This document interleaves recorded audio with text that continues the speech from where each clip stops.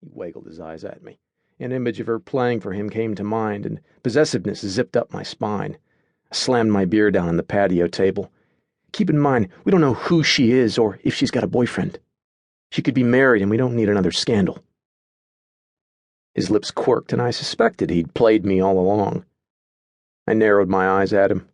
I'd love the blue-haired freak, but he could be a pain in the ass. He popped me on the arm. "Wake up and smell the sexual tension, mate. You dig her, which is the most interest you've shown in a girl in 5 years. I can't help but be fascinated." I shrugged. Whatever.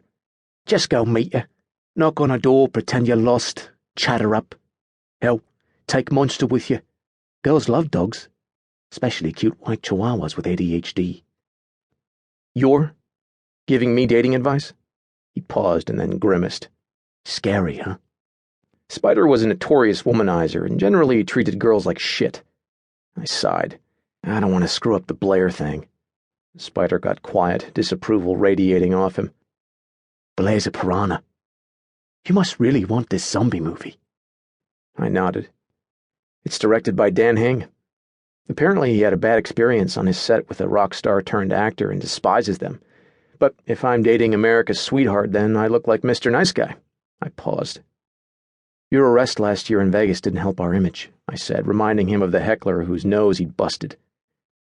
"We've had a shit ton of bad press, and I'm trying to fix it." He jutted out his chin, and I let out a sigh and rubbed my temple. Acting like his dad was wearing thin. He changed gears. "Emma sent me an email asking if we're going to the Briarwood Academy reunion in September. Are we in or what?" "She's in charge?" I bit out. He nodded. "Great." Old feelings of betrayal swept over me as I remembered the fool I'd been for her in high school. She'd used me to make her asshole ex jealous, but the kicker had been she'd gotten pregnant and hadn't known who the father was. Those had been the worst 6 months of my life waiting for the DNA test to come back. Me, a father at 18? And it seemed like the end of the world. I made the Catholic cross sign with my hands. "Aren't you a non-practicing Presbyterian?" he smirked. "Emma," I muttered. Just thanking the heavens I escaped being her baby daddy. "Yeah, glad that award went to Matt Dawson. Total wanker. I'll bet they're miserable together." He shot me a concerned look. "You are going, right?" My mouth tightened. I don't want to see Emma. What if I still had feelings for her? But I did want to see my older brother Leo and his wife Nora, who'd been one of my best friends at the prep school in Highland Park, Texas. He stewed on that. "I say we go, get hammered, wreck the school gym, maybe jump on stage and play a song, call it a regular day. I promise to not get arrested this time. Scout's honor." Movement came from next door, and I put the lenses back on my face. "Shh, she's out," I said as she walked outside to her patio carrying her violin. She flicked on her porch lights, and a low whistle came out of me at the sexy red-as-sin robe she wore, its silky material flashing around her long legs as she moved about. Her hair was down, too. This was new. Where were the usual yoga pants? The ponytail? She looked like she knew someone watched, but that was impossible since our outside lights were off.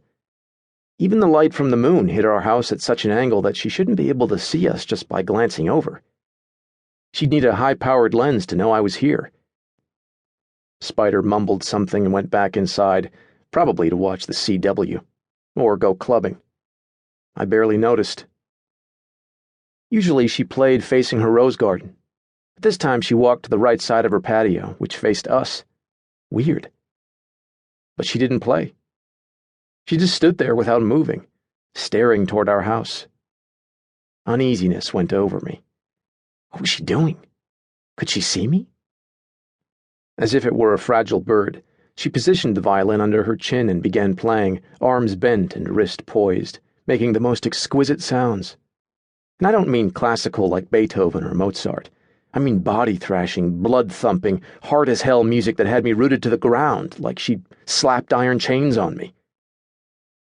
Dark and seductive notes rose up in the air, and I got jacked up, recognizing a Led Zeppelin song, only she'd ripped its guts out and twisted it into something electric. She pushed the bow hard, upping the tempo abruptly.